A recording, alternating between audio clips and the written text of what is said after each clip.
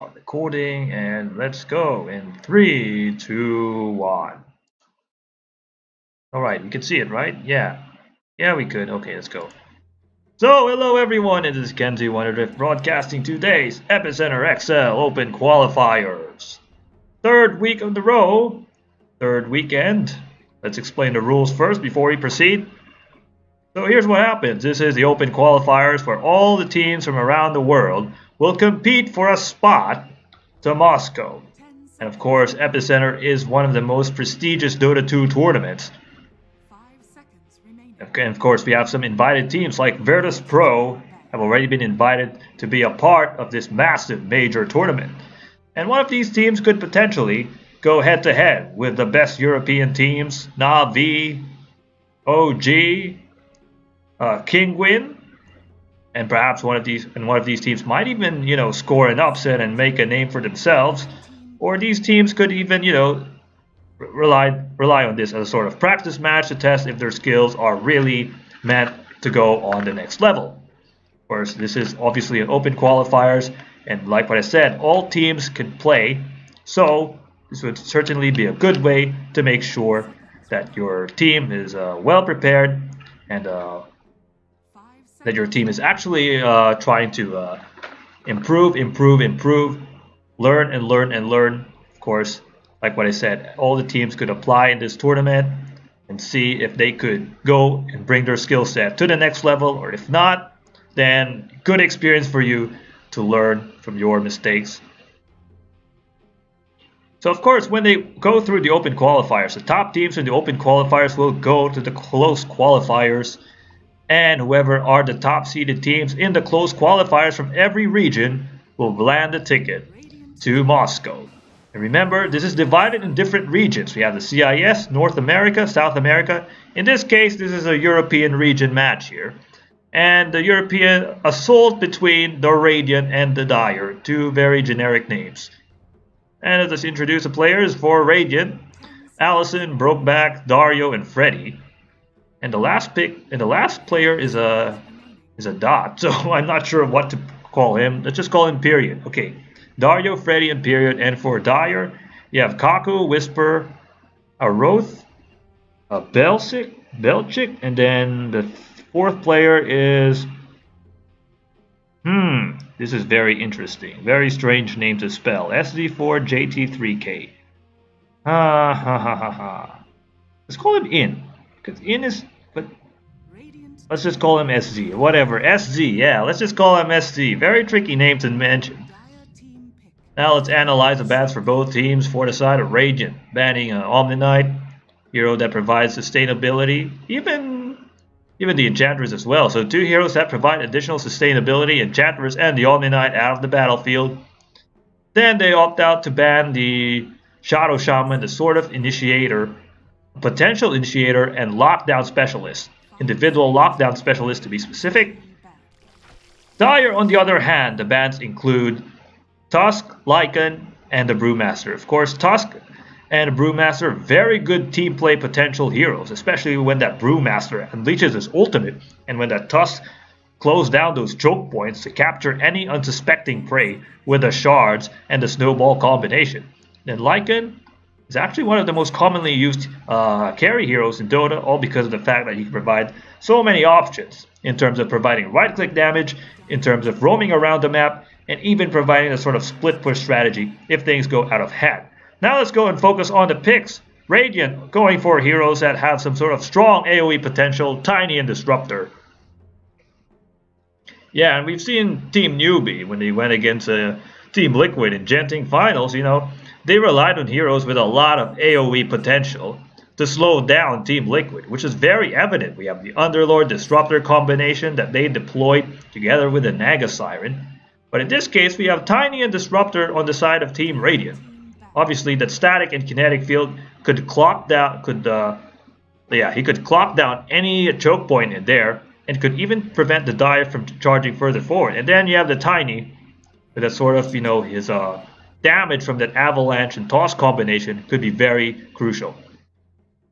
Dire, on the other hand, going for a more pick-off strategy with the Naga Siren and the Lifestealer combination. We've seen Mineski do this combination, Naga Siren, Lifestealer, Visage, and in a Mirana strategy, so I wouldn't be surprised if Dyer goes for a Mineski strategy here, going for a Lifestealer Infest Bomb with all of those heroes I've mentioned. Then let's look at the other two bans for Radiant, a Tidehunter, which actually complements their roster, so it's very strange that they banned the Tidehunter because it really bodes well with a Disruptor and Tiny. But maybe because they're afraid of some sort of counter initiation that it could possess, especially if he gets his blink in timing perfectly. And Legion Commander out of the battlefield, certainly a hero when he gets those dual damage at his highest peak, you would not like it. Dyer banning for heroes that could slow down the Lifestealer, so they want to create space for their Lifestealer, banning the Phantom Lancer and the Razor as Night Stalker is out on the battlefield. Yeah, I think Night Stalker would really bode well for Dyer's lineup because of the fact that if you combine it with the Naga and Lifestealer, they could, really pressure you early in the game. But right now, Radiant is the one deploying the Night Stalker. Yeah, Night Stalker is one of the most commonly used position 4 heroes. I mean, the fact that it could rotate around the map and silence you, there's no way you could run away from that. So it makes sense for Radiant to go for a Night Stalker. The fact that the sort of move speed he possesses, especially when nighttime strikes, then yeah, you could go on the offensive with that. You could really give space for your mid lane hero to get the necessary farm. Next pick for the Dyer, like what I said, Mirana would bode well with the Lifestealer. Other heroes that could bode well with the Lifestealer would include Storm Spirit, Puck as well, Queen of Pain another. Any hero with mobility would really bode well with the Lifestealer because the Lifestealer would definitely charge in with Infest Bombs if he has some sort of mobility backup option he has. Now I wouldn't be surprised if Radiant opts for a hero like the Ancient Apparition, because AA is the perfect counter to the Lifestealer, although he could easily be shredded apart when that Song of the Siren is activated and the Lifestealer could go on the offensive and rip the AA before he unleashes Havoc. They're going to go for a Vengeful Spirit, another hero that's really capable of providing a strong partnership with the Naga Siren and the Lifestealer as well. So it's a good pick by the Dyer. I mean, yeah, you do want to have that swap combination, and it could potentially slow down the Night Stalker, especially at daytime. Let's see what Radiant should pick here. They know that there's a Lifestealer. I'm not surprised if they go for a Chaos Knight. Chaos Knight is like any hero with multiple illusions, or that could ruin your regenerative progress. It's like a nightmare for the Lifestealer. So I wouldn't be surprised if they go for like a Chaos Knight or heroes that could slow down the Lifestealer's mana pool. Like Invoker is one. So let's see who's going to be the next pick for Radiant. Like what I said, Chaos Knight is the ideal option. You can also use Chaos Knight to slow down the Vengeful Spirit. So the Naga is going to be a problem for the Chaos Knight. You wouldn't unleash his spells, especially when you have that Song of the Siren activated. Oh, they're going to go for a Wind Ranger. Yeah, Wind Ranger with that sort of mobility. And if he runs away fast, then even if the Lifestealer slows her down, she can still run away and she can still dodge attacks. But of course, she's prone to the Vengeful Spirit. That's my concern. I mean, yeah, you could run away, but if the Vengeful just swaps you out and stuns you, and even if you have your speed advantage, or you run away, you try to activate your spell to run away, you'd still might not be able to survive. So that's a bit of a questionable decision there by Team Radiant. But who knows, it could be a difference maker. And of course, we know that Wind Ranger is like a potential lockdown hero, especially if he starts rotating. So we might see a Wind Ranger mid here, which we don't normally see. Because normally when you think of like mid lane heroes, there's always a typical one as Clockwork is exposed as well. It's a good combination for the Lifestealer. The Shadow Fiend is already excluded in the battlefield. Obviously the Raze is a potential nightmare for the Wind Ranger. Okay, so right now Clockwork and Lifestealer, yeah, it's a good combination of hook as Broodmother is out of the battlefield. Well, certainly if you look at it, Dyer, yeah, they do have the Lifestealer and Naga as a sort of initiation play, but then that Broodmother could be a split push option, and those Broodlings could pose a threat to the Lifestealer, a potential threat, because like what I said, Lifestealer is not really good against heroes that could multiply. And of course those Broodlings will definitely slow down the Lifestealer as well, and could even be a pick-off to the Naga Siren and Vengeful. Final pick set, it's Outworld Devourer. So yeah, Dire going for heroes with a lot of lockdown options here. Naga, Vengeful, Clock, and OD. Radiant, on the other hand, going for more AoE, a mixture of AoE and individual lockdowns, because you could individually lock opponents out with the Wind Ranger and the Night Stalker, and then you have some AoE lockdowns from Tiny and Disruptor. So it's going to be interesting who's going to be the final pick. Tiny could go in the off lane or the hard carry, depending on what sort of pick Radiant is going to deploy. Let's see. Chaos Knight. Yeah, I'm still going for Chaos Knight with this one because OD would not be able to... Well, if the OD has the items as Terror Blade is deployed in the battlefield, another good alternative. So, of course, Terror Blade there. Terror Blade. Yeah, Terror Blade is actually... Okay, it's a really good pick, no doubt about that. Especially when he casts his Sunder. Thing is, if you look at the Dire, they have a lot of individual lockdown potential. From Vengeful, a single stun on the Terror Blade, and the Terror Blade would not be able to cast his ultimate. Actually, I think that's our only lockdown option, because if OD goes for the Astral Imprisonment, then Terror Blade could still have a millisecond to cast his ultimate. So yeah, I mean, it's a good pick there by Radiant, because you certainly, you know that Vengeful is your only threat on the Terror Blade, so you'll be like, oh yeah, who cares? So ladies and gentlemen, let the games begin.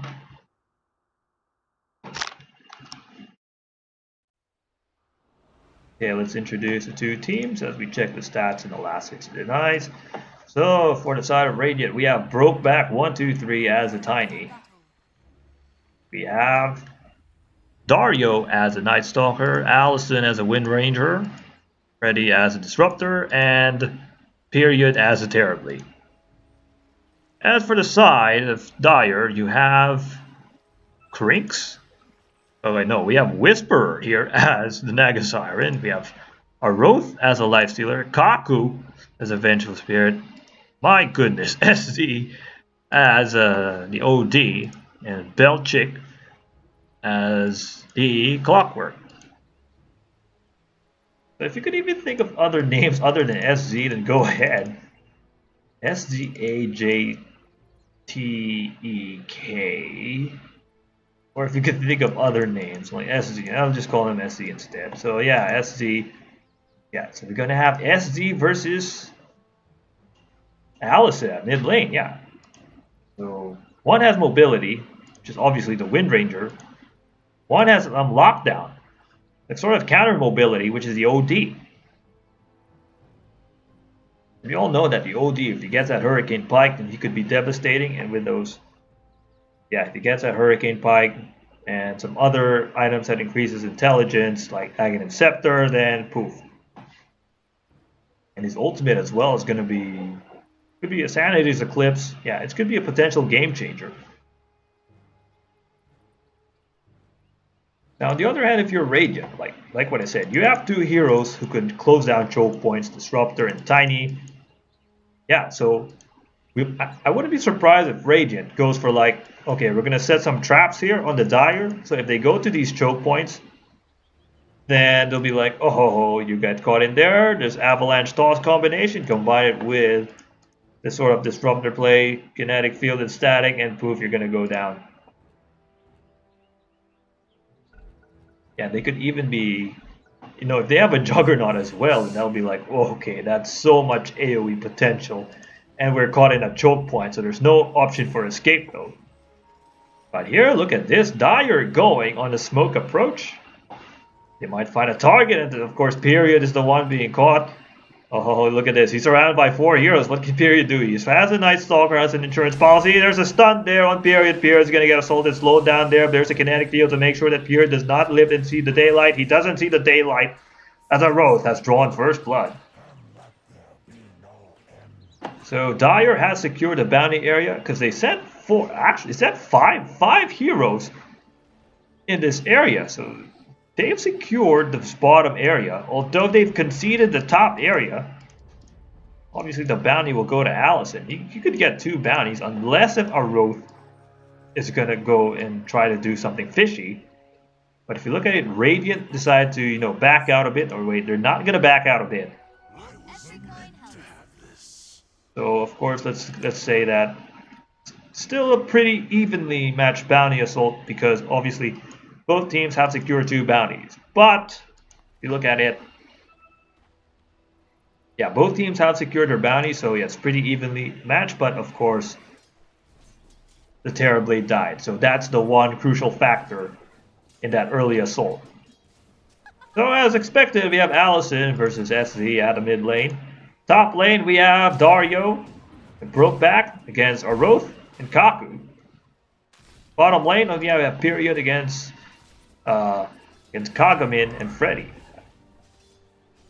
Actually, Kagamin is against Freddy and Period, so certainly going to get trapped around there by the kinetic field by Freddy. Will Kagamin go down? No, he doesn't. I mean, Clockwork is that offlane hero that with a lot of escape potential, especially with that Cogs block. So even if that Disruptor activates his kinetic field, he'll be like, there's no way it's going to slow me down. As right now, Brokeback in certain league, he might not be able to see the daylight, but actually he does. So of course it's a tri-lane here in the top area.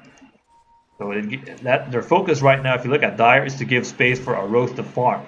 So far, unlike in the first match I've casted, this doesn't involve rotations from the supports. Or maybe we might see it very late in the game, as right now Brokeback gets caught in there. There's a toss in there, but Brokeback gets caught by the net. He goes down.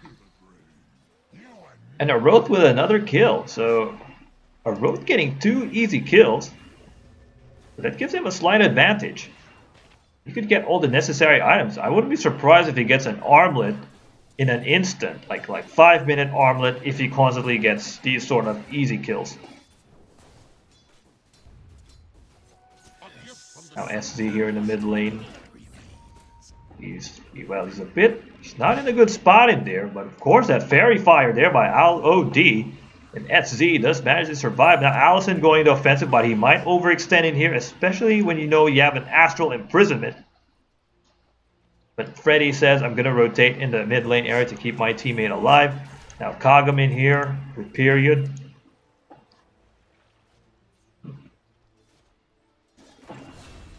Oh, here, Allison gets a kill on SZ, and it's a rotation there by Freddy. And here's the thing though, OD, yeah, he could lock you down with an astral imprisonment, but as long as you have that kinetic field and the mobility from Allison, it's not going to be easy to run away. As right now, the top lane, Brokeback gets a revenge kill and a Roth, and the Terrorblade creating space. Yeah, the Terrorblade is actually creating space to do that. And we'll look at this, a stun there on Brokeback. We might see him die. But of course, he's too tanky. There's no way you could deal with that. Tri-lane is indeed, well, so far it is looking really good here on the side of Dire, but, well, if you look at it, they need some consistency here in the top lane, no doubt. I mean, that's why you have 2 supports in there in the top lane. But right now, they're going to rotate to the bottom lane. It gets some pressure on Allison. Now, if SZ, if he constantly gets pressured by Allison, then it's going to be really difficult for him. Like, I wonder what's in his item check. Well, Allison, she's not gonna go for bottle. Gonna go for 2 null talismans, I guess. Oh, look, he has rooted, and there is Brokeback. And if you look at this lineup here now, Brokeback gets assaulted. It's timed by Aroth to keep his rage up to make sure he doesn't get caught by the avalanche. He gets a kill on Brokeback. But I like this sort of combination because we have 2 heroes who could lock you down, and that's Naga and Vengeful. A stun and a net. That gives space for Aroth to just get all those necessary kills in the top lane, which he does capitalize. And Brokeback is really struggling. I mean, yes, he does the avalanche and toss combination, and now Nightstalker, knowing that nighttime is set, is going to go on the offensive. There's avoided Kaku. Kaku Oh, look at that damage on the tree. A throw and Kaku is dead. And I really like the current meta changes on the Tiny. Now with that sort of, you know, tree throw as well. Oh dear, the Terrorblade gets a kill and Kagamin. You can see a sort of offensive strategy. There's a stun. They're really slowing down Brokeback. So their target is to make sure that this offlane hero is dead. Oh dear, it's not good. The Life Stealer just really shredded apart there by Brokeback. And Brokeback, even though he gets constantly pressured though, he's like, you know, there's not going to really affect me that much. So Dario, okay. So Dario, because of the fact that he's wasted all his abilities to rotate around the map, I mean, it's understandable. Night Stalker during nighttime will definitely go on the offensive. And Allison is already level 6. She hasn't activated the Focus Fire yet. Saving it, I guess. And SZ, I think he notices it. Or maybe he hasn't noticed it yet. But Wind Ranger gets caught by the Astral Imprisonment. Not going to kill him though. Create space for SZ. SZ needs space to farm up because he's currently under level.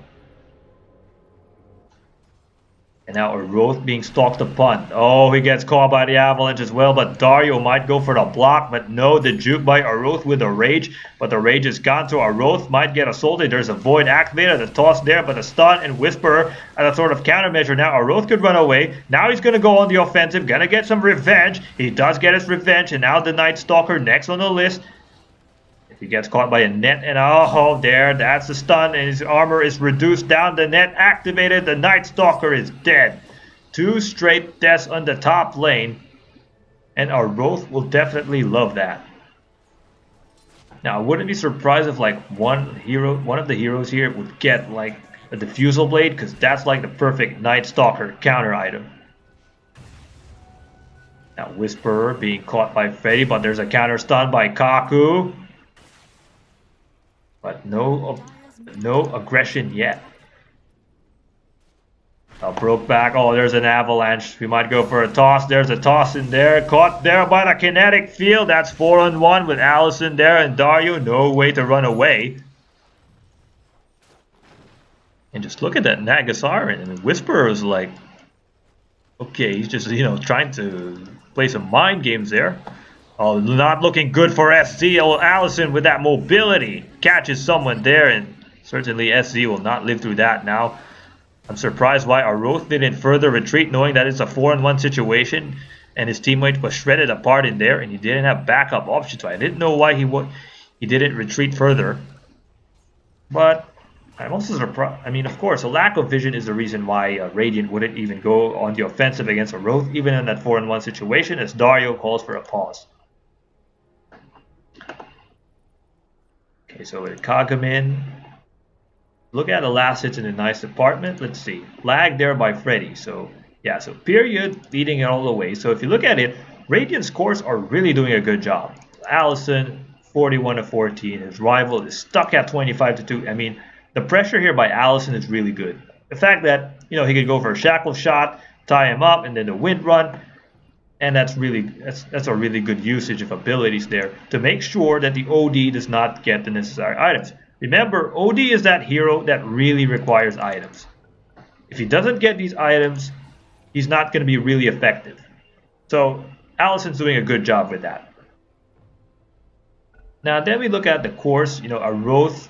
Yeah, he's having a pretty even matchup affair with Brokeback. The thing is, you don't like it, as right now, okay, Freddy gets caught there by the stun, and now Whisper with the net as well. Now Brokeback getting harassed there by Aroth with a Rage, and then he's going to get slowed down by the open wounds. Now going the Infest Bomb, Kaku. Will he go for a stun? Oh, there's an Infest Bomb on Brokeback, and Brokeback is dead. Now Whisper might go down. No, he doesn't go down. It was actually Dario who goes down. All thanks to the clutch Fairy Fire. I mean, not Fairy Fire, but a magic stick to make sure he survives. I mean, yeah, I mean, if you look at it, most of the action is happening here at the top lane. It's understandable. Like, you want to make sure that this Night Stalker does not get really bolsterous. And I think that's a strategy here on the side of Radiant, because, well, Brokeback is doing everything to make sure he's having an even match, but he's gonna get stunned in there. Whisper there, he could go for a net, but no, he gets tossed in return, but there's a net as well. Kaku might go down in here. Now Allison is a backup option. Oh, it is not looking good for Aroth. He's surrounded by heroes. There's Allison as well as Dario. So Aroth, look at that pressure from Allison, doing a lot of damage. A net to keep his teammate alive. The shot misses though. But Whisperer gets slowed down by the Void, but do they have some options to escape? Of course they do escape. But here's Kaku. Oh, look at this. You could stun. Yeah, there's a stun on Dario. And Dario caught by the net. Even if he TP's out, he's not going to run away because of that net. Dunmore hit on Dario, and Dario is dead. So the tier 1 tower here in the bottom lane is shredded. And Kagamin really not having a fun time in the off lane. Yeah, absolutely. Especially with his Terrorblade, with that constant pressure. Together with Freddy, I mean, yeah, you do have the Cogs block, but obviously you don't like to get caught there by the kinetic field. That's Brokeback. Let's throw down upon. Oh, combine it with that Avalanche. Perfectly timed there. And here comes Allison. He might pull someone there with a shackle shot, and Kaku is dead. But so far, it's all throughout the match, like for the first 5, even... yeah, first 5 minutes, actually for the entire game, it's like an all-out assault and exchange of kills for both teams. So it's going to be interesting, you know, with this sort of, with what's happening in the game so far, like who's going to get the upper hand, who's not going to get the upper hand. I mean, yeah, both teams have really deployed an excellent display of teamwork, and that's what you really need to do, especially if you want to create space for your Lifestealer. But right now, Terrorblade could be a clutch maker here because he's having a fun time here in the bottom lane. He's leading the last hits in the nicer apartment. And the fact is he's not pressured here, but right now this could be the time he'd be slowed down. As Kagamin with a hook shot there. There's a Cogs now. Terrorblade is going to go down. He does go down. The first death of the Terrorblade. And it's an important kill by the side of the Dire because he certainly would not like it when that Terrorblade gets that Mantis style item. Oh, here comes Aroth assaulting on Brokeback. He has some options there. He could go on the offensive anytime soon. He's a Lifestealer with a lot of HP. And even though Brokeback has a lot of magical damage burst, he certainly wouldn't survive, especially with that high right-click potential. Oh, net there on Dario. Dario is not going to live through this. Even though he tries to run away, he does go down. So far, the Dire are slowly showing signs of progress in here. They're right now beginning to slow down on Period. And if they could constantly slow him down, it's good news for them. But their attention is here on the top lane. Although I think they should start sending their supports in the bottom lane. Because, like what I said, Period could be a potential difference maker, especially late in the game or in the mid lane. Because if you look at it, SZ is not having an easy time here against Allison. It's like their primary focus is to protect Aroth. So let's see if it's really going to pay dividends. We'll have to find out. I mean, yeah, Lifestealer is prone to this magical damage, particularly from the first and second skill from Brokeback. So yeah, of course it does make sense. So if you look at the composition, I mean the pressure in the 3 lanes, it's really helping a Team Radiant to slowly get the upper hand because. Right now, if you look at it, Period's having a fun time in the bottom lane. Allison is constantly farming up. Just look at these stats here. It's only the top lane where things are a bit tricky, but they've shown that they could even things up in the top lane. I mean, Brokeback has gotten crucial kills on Aroth. So let's see what Freddy has. He already smoked around, turned invisible. He sees the intel. If you look at it, you know, with this tier 1 tower down, that gives space for the Radiant to just, you know, get some intel. Now Aroth sees something fishy. He's forced to retreat. I mean, well, obviously he certainly cannot handle this sort of situation. He can be silenced by Dario anytime now. If Aroth goes on the offensive, he's going to regret it. Oh, he gets caught in there, but there's a rage activated. Now he's going to slow down on Dario. Dario might go down anytime soon, but he infests bomb on one of the creeps. Whoa, the sleep from the Song of the Siren, who caught 2 heroes down. Now this could be a total nightmare on the side of Team Radiant as Freddy gets caught in there. But no, let's see. Oh, he does live on now. Broke back next on the list. Caught in the cogs. Forced to activate the avalanche. He's still going to go down. Dario dead next on the list. Oh, that song was perfectly timed. It forced Team Radiant to engage in an unwanted team fight. And Freddy was there to create some space for his team, but no, there was not a lot of escape options. And that's what you want to see. I mean, Dire has really good initiation setups here with that Naga Siren combination with the Life Stealer as... Oh, that's really big. That's really big. I mean, if you look at it, Radiant has taken objectives, but Dire, you know, if they slowly get these kills, then they could say, you know, yeah, you could get the early objectives, but, you know, we have some very strong initiation phases here. So if you try to engage with us in the 5-5 assault and we get these important hero kills, we slow down the pushes, then we have the absolute confidence to engage on a 5-5 assault. I mean, if you look at it, that Song was able to prevent most of the damage from Team Radiant. Now, Radiant has a lot of AoE potential. They even have a lot of spells to make sure that you wouldn't go aggressive on the offense, but that could be slowed down by a single Song. So a single Song is going to be a difference maker. Though my concern is Dire should not just rely on the Song of the Siren if they want to survive this team fight against Radiant. They have to find other options as well. SZ needs to get farmed up. He needs to get beefed up. Like, it makes sense to go for a drum because it gives him more initiation progress as well and retreat options. It gives more statistical advantage for the team, but he needs more than that. And a Force Staff and a Dragon Lance would certainly help. So far, if you look at the Tier 1 towers, it's absolutely well protected on the side of Team Radiant. See, Allison going to go for Aghanim Scepter. That's an item check here. Force Staff and Aghanim Scepter. Going to go for a Dragon Lance if ever he gets constantly beefed up. OD going to go for signature items. Kaku with that medallion. See, okay, you have Whisper, but not really a lot of fancy things in his arsenal. Kagamin with a Blade Mail. That's could be a potential game changer, especially if Radiant goes for a lot of right-click options. Oh, that's big. You want to silence the Naga Siren. You won't be able to go on the offensive or run away when he gets silenced. Now SZ, he doesn't. Oh, he's caught there by the glimpse back and the astral projection, astral imprisonment to be specific. And now Kagamin goes for the cogs and Kaku trying to protect his teammate with a swap though. Will be enough though. Kagamin trying to create space for his teammate, trying to block everything off. Sunder activated on the road though. Infest Bomb might be a yes. Yeah, Infest Bomb is doing it. The sacrifice on the clockwork. And even that cogs in the swap from Kaku. Boy, that's going to be an excellent play there on the side of the Dire. That is absolute perfect coordination. And look, Lifestealer has an armlet of Mordigan. Going to go for a Desolator next in his item check. Yeah, because I like what the Dire's doing. They're actually timing their spells very efficiently. They're not unleashing it nonchalantly without some specific reason. You know, they got this from the newbie playbook where you just time your spells efficiently, and there's a song there by Whisperer, but here comes Kaku.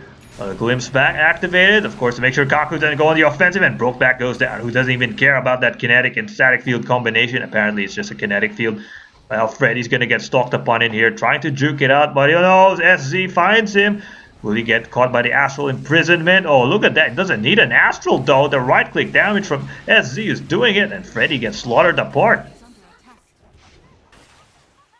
My good, that pick-off, well, those pick-offs in that song, like what I said, it's going to be a difference maker.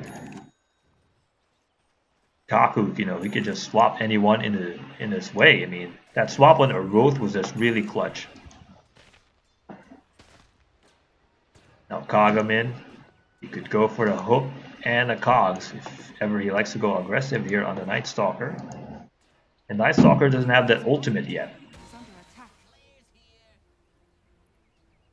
So 17 minutes have passed by, and if you look at it, Dire is just getting all the hero kills, but they're not yet getting any of the objectives as well. There, Dio gets caught, cogs activated, Kagamin on the offensive, and SZ says goodbye.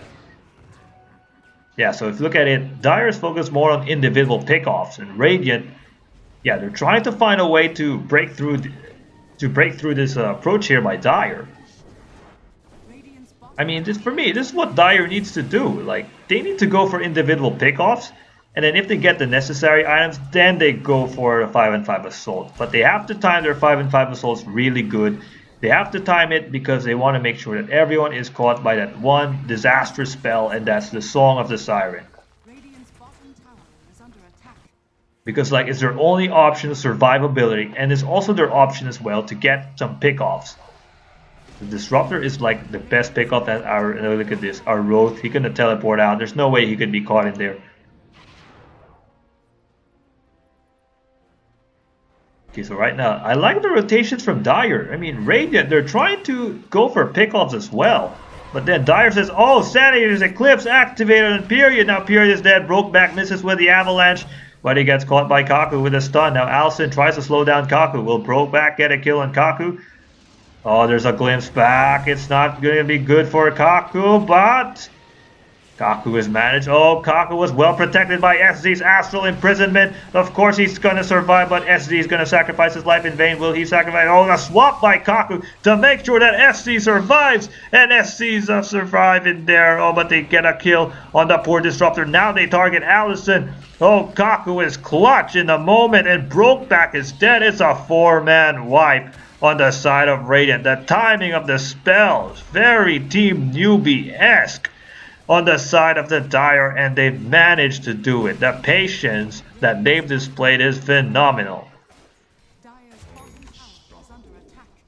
And look at that. Oh, that could have been a 5-man wipe as Dario gets shredded apart. But seriously, Kaku certainly deserves a medal in my opinion if they win this game. Just really deserves a salute, a medal, whatever honor you could give him because of the fact that those swaps to make sure that his crucial teammates have survived. Our Roth survived early, and then you have SZ who survived in that early assault in there. That was absolutely perfect display there by Kaku. You know, it was looking, but of course, you have to commend SC as well. He went for an Astral Imprisonment on Kaku, so when he was caught by the static and kinetic field combination, he's like, you know, there's no way you could catch my teammate as long as he's well survived. All because of that Astral Imprisonment. It's also very doing dividends as well as Kaku. Also, it's a bit of a warding game, but Freddy gets stunned. Now, if Freddy goes down, but of course there's a static and kinetic field, he doesn't have any insurance policy from the Astral Imprisonment, so he does go down. But if you look at it, yeah. So, what I've seen from Kaku in this game, you know, the fact that he's been able to do these abilities is really commendable. And, yeah, as long as they keep on doing this, it's up for Radiant what they have to do. Like, they have to make sure that Kaku, oh, there's a glimpse back on Kagamin, and Kagamin it goes back. And these individual pickoffs are going to be frightening, especially when that hookshot and Infest Bomb combination gets unleashed. Freddy is like the perfect target for the side of Dire because he's the perfect initiation artist for Radiant. And you want to eliminate that threat. I mean, that static and kinetic field, once you get caught in there, there's no way you could run away. Now you can see here, Dire going on the smoke gang, and they have the vision because of these wards. Oh, Dario might get caught. They're stunned. Oh, he's gonna go swapped around in there now. Dario, he does have the speed advantage, forced to activate the shrine, but the shrine might be the clutch moment. But here comes the Infest Bomb, but 3 caught in there. But the Song of the Siren as a sort of insurance policy to keep the team alive, though. But Kaku is forced to die, and of course the teleportation scroll activated to make sure that the side of the Dire retreats back to safety. And Whisper also deserves a medal for that Song of the Siren to keep the team alive. But of course Kagamin might go down anytime soon. He does go down there. Oh, this Aroth going on the offensive. Very reckless though. Astral Imprisonment to keep him alive. Now Whisperer might go for a net. Oh, he's going to go on the offensive, but also going on the retreat as well. Going in Infest Bomb. Keeps himself alive with the Infest Bomb. But Allison going to go on the offensive. He doesn't even seem to care what's happening. He's just going to go on the reckless, ruthless aggression mode. Oh, more aggression activated as our Roth comes out of nowhere for the blink of an eye. But he might go down if he one more hit. Oh, he doesn't go down. And SZ with a clutch saving moment. Saving grace, have mercy on his soul. And SZ says, yes, your prayers have been answered.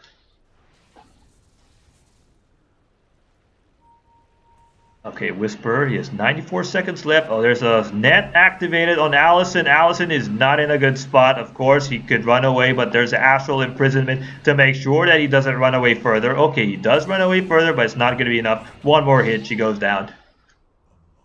And my goodness, SZ, who was struggling early in the game, now he's wicked sick. And that Drum of Insurance and that range from the Hurricane Pike, it's really a good setup there. But of course, let's go back what happened here in this area. What happened? It could have been a perfect assault by the Radiant because they have the perfect spot near the shrine. But then here comes Whisperer, and that song was the saving grace for the team. It really gave them space to go on the retreat. They had to go on the retreat because the shrine was activated.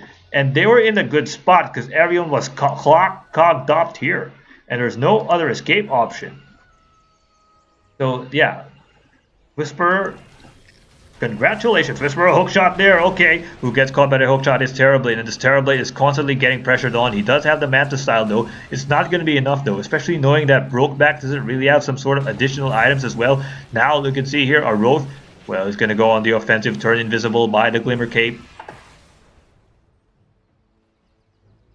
So let's see what Wind Ranger's items. Yeah, he has the Maelstrom, but if you look at it, the damage isn't really sufficient enough to engage in a team fight. Like, the team's going to solely rely on Period.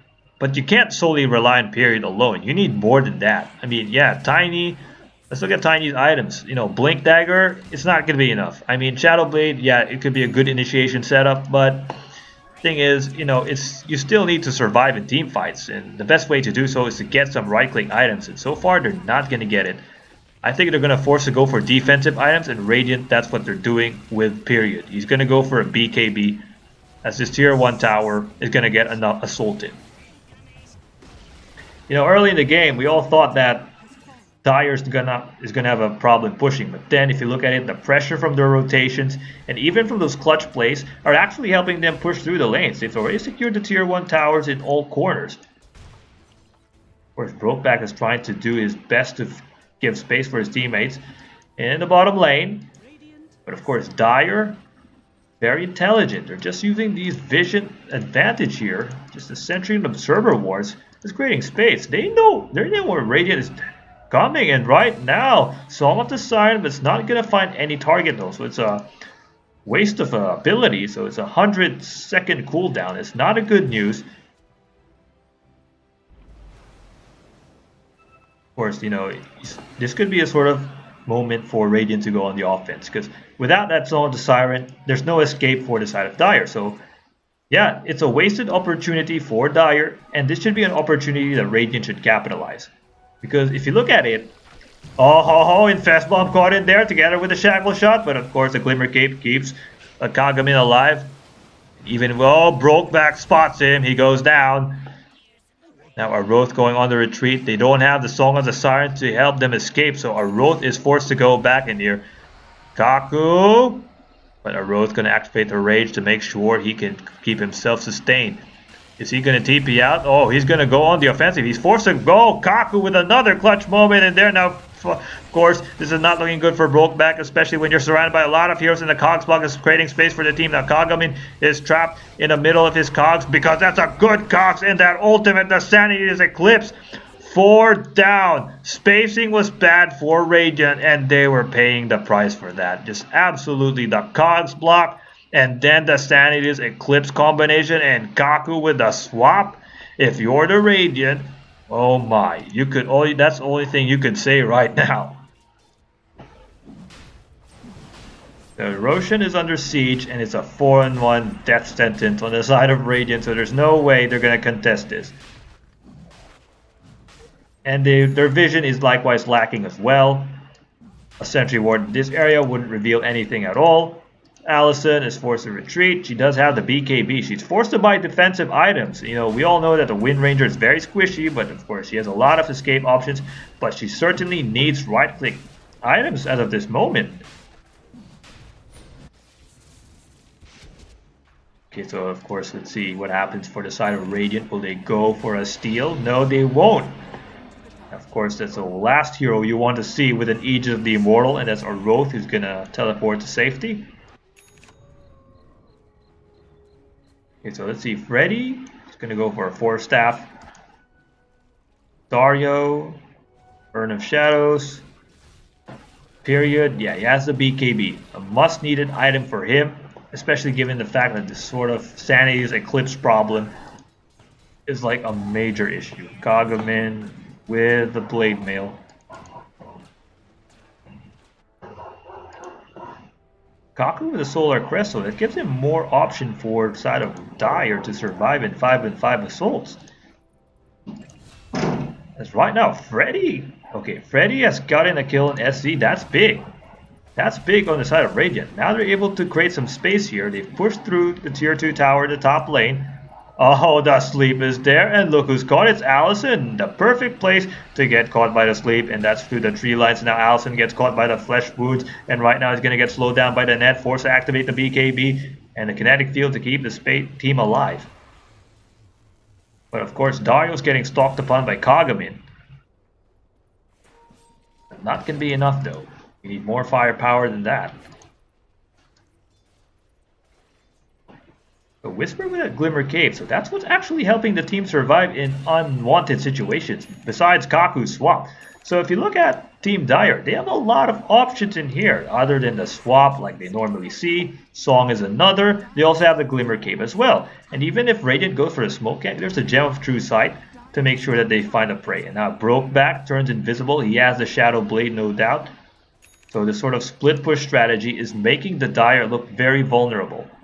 In fact, surprisingly, Radiant has a 2k net worth lead, and it's all because of these tower pushes. So they're taking the objectives, and that's very important. You need to know how to take the objectives, but in Dota, it's how you finish the game that really matters.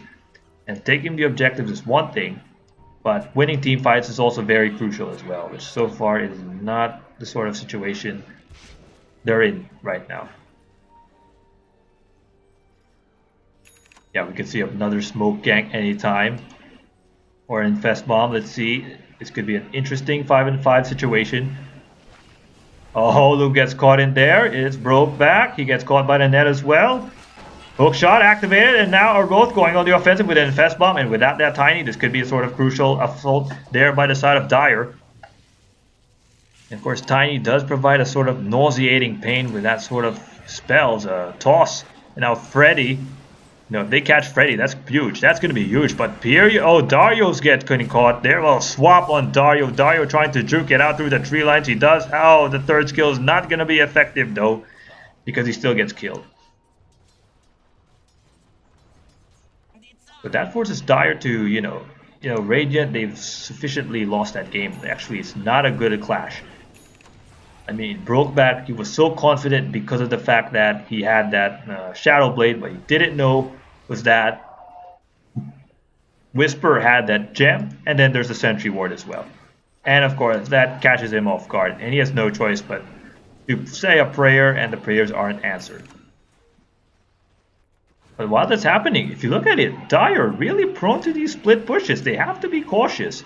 I mean, early in the game, they were losing objectives, and right now, they might further lose. If you look at the net worth, they're up 2k. I mean, Radiant is up 2k. And I like the strategy here by the side of Dire, because they have a lot of split push potential. As now Aroth trying to go on the offensive. There's a toss, it's static field and kinetic field activated, so he won't run away, but he has the Aegis, the Immortal, which pops out.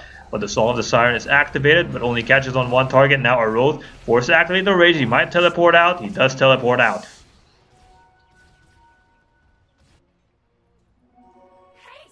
Just knowing that Aroth is vulnerable with these abilities, he's gonna go for a Sacred Relic, so Radiance is certainly up for grabs. As right now Allison gets caught by the net, but SZ with the Astral Imprisonment, but no assault yet. It's going to be a cautious situation for both teams, with SZ caught in the middle of no man's land. There's a Glimmer Cape, but a toss and an avalanche there in Kaku. If Kaku goes down, then one of their backup options for escape is gone, and which is happening. But here comes our road together with Kagamin to the rescue to help the team alive, and they did get a kill in Dario, which is good, but the Cogs trying to keep the team alive as well. And of course, you have that Glimmer Cape that broke back. Whoa, he activates the Avalanche, but the Astral Imprisonment keeps him alive. There's a kinetic field, but no, Brokeback gets a kill, though. Doesn't really matter now. Aroth going on the offensive, gets a kill there on the poor Tiny. That's a huge. Without that Tiny, they can finally create some space to go on the offense as well.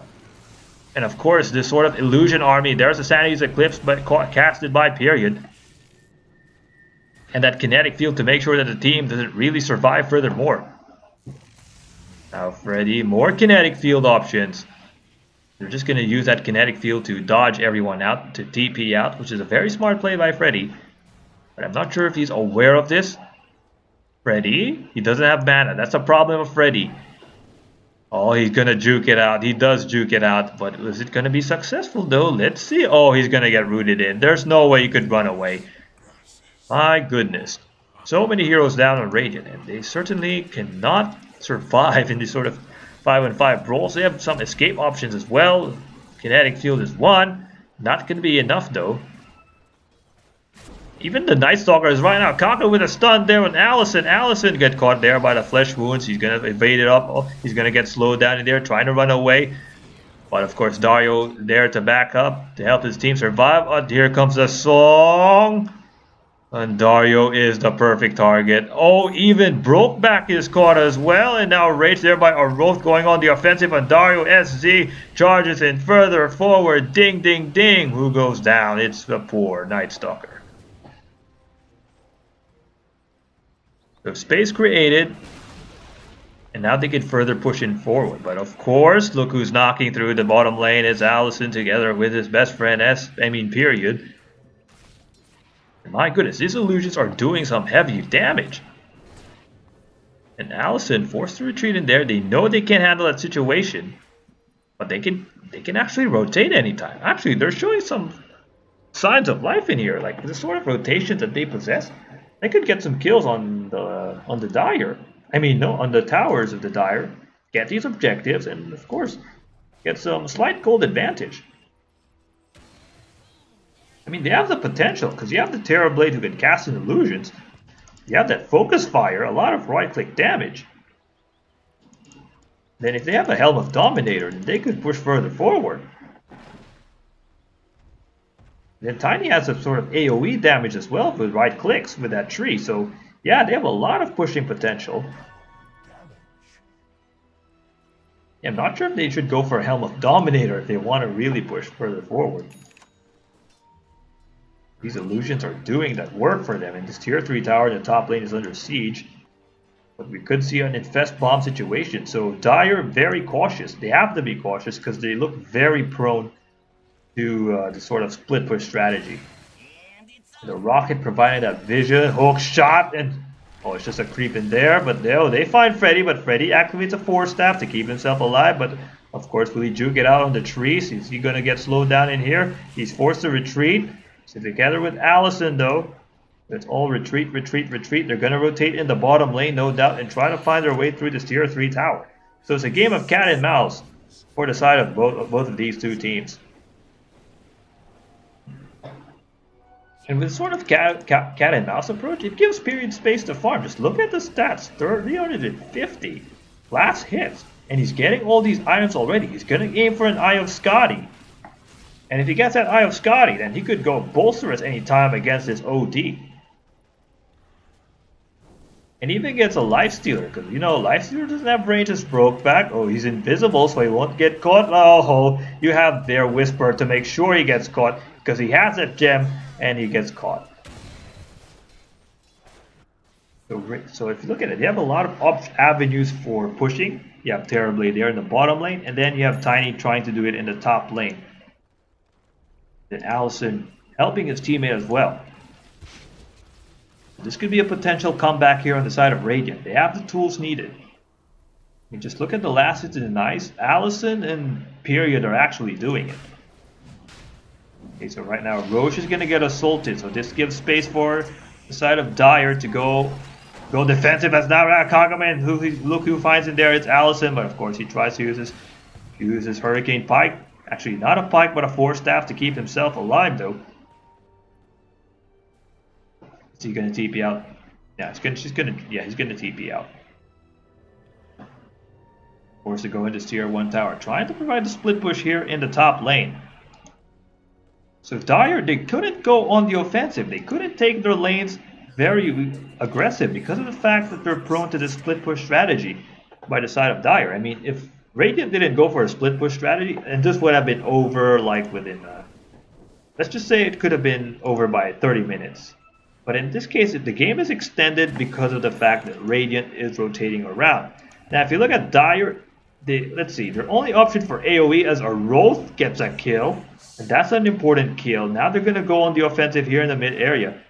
They have to knock through this tier 3 tower to get into the heads, to these thick skulls at the side of Radiant, because Radiant says, alright, you just go push, we're going to push as well. The song activated. Oh, look at that blink. Oh, he came in the middle of no man's land, that blink dagger doing it, and Freddy goes down, and that's a huge kill. Without Freddy, they don't have the sort of insurance policy if you're Radiant. Now they're going to go and assault Brokeback, and that's what Whisper is going to do. You know, he's going to have a Glimmer Cape to keep himself alive, but that's a sort of distraction needed so that SZ could push through the mid-racks. The swap activated and Brokeback. Of course, the tier 3 tower on the top lane is under siege, and that's a perfect strategy here. The Rat Gaming might perhaps do this. SZ is dominating the game, but it doesn't really seem to matter, especially when your Rax is under siege. Now Kagami is forced to defend this, and the Eye of Skadi is doing it. The Illusions are doing it. They're able to secure that Rax. Boy, the Rat Gaming strategy is doing it. Well, of course, Terrorblade is forced to go in the middle of no man's land. He's going to die. He's going to die. He has no choice but to die, even though he's done a lot of wonders to help his team push through. He teleported in, but it's too late. He doesn't have the sort of additional firepower, and his teammates are going to suffer as well. And OD pausing the game. I'm not sure if this sort of... Oh, it's a misclick there. So it was looking like a nightmare on the side of Dire because of the fact that the split push, the Rat Gaming is doing it. But so far, when Terrorblade teleported in this area, he was caught. As now Aroth looks slows down. It's Dario who's going to get slowed down. Aroth might go down. He does go down. The Song of the Siren just keeps the team alive and forces a teleportation on Whisper. Dario going on the offensive. Nighttime is activated. SZ. He has a BKB, so Allison couldn't do anything at all. Boy, that was just really, that was a perfect execution there by Radiant. Rather than defend this area, they said, okay, we're going to defend, but we're going to defend in vain. And it worked wonders, because just look at this. Just look at this. They've knocked into the heads of Team Dire. Team Dire would certainly say, okay, we have to be cautious now. We've been caught a lot of times.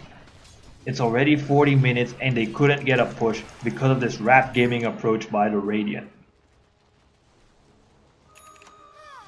Yeah, this Rat Gaming strategy keeps... If Radiant wins because of the Rat Gaming strategy, it's going to be embarrassing for Dire because, just look at that score, 24-45 with a 5k net worth lead as Kagami gets caught by the Avalanche, and there's a toss, blinks out to add some insult to injury, but the hook shot there to make sure that Brokeback doesn't go on the offensive, turns into a pig, but obviously the Force Staff or the Hurricane Pike is actually keeping him alive. I'm curious, what does SC... Okay, SC has a BKB, and he has a Scythe of Vice. So he could he could disable any one of those heroes from Radiant. And the ideal target would definitely be Allison. My goodness, these gigantic creeps are just pushing through. Oh, look at this. Our Rolf doesn't even seem to care what's happening. He's going on the offensive, but of course, he certainly has to be careful, especially when you have Brokeback there. But of course, Gaku with an insurance policy. There's a Glimmer Cape, and now Terrorblade forced to activate the BKB, forced to use his Thunder. Would it be enough though? But the Metamorphosis is activated with the BKB, so even if the Song of the Siren is there, it won't be enough, and that's 2 down to the side of Dire. This could be the space created by Radiant. They're gonna knock through the doorsteps. I mean, the Eye of Skadi is doing it. The split push strategy is actually helping Period get all the necessary farm. He's getting bolsterous, and that BKB in the clutch is helping him work. Now the effigy of the Night Stalker is destroyed, so obviously the Radiant, of course Freddy is forced to retreat in there, and then just look at this by Period. Look at this. Oh, look at that range. He's like, oh yeah, just bring it on, bring it on.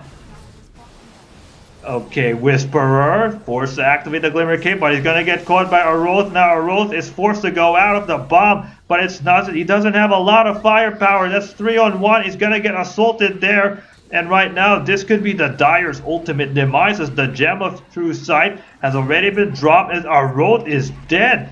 This is like an absolute nightmare on Dire. Oh my. Oh dear, let's look at that, let's look at that. Oh my goodness, dire, dire, dire. What has happened? The tables have been turned, and now SZ is forced to go into buyback, but of course he tried to use his Hurricane Pike to keep himself alive as well as the BKB, but Period likewise activated his BKB. They're going for the crown. The crown is under siege. Brokeback is there to teleport in. SZ just bought himself back. He might go down. The crown is under siege. The crown must win, must always win, but it's not gonna win in this case because of the fact that the split push strategy is doing it. Oh, and Radiant has done it. They've made a huge, momentous comeback. And they've even done it in the best of all fashion. And they're going to go to the next round. But of course, we'll be back for some more Dota 2 action, so stay tuned.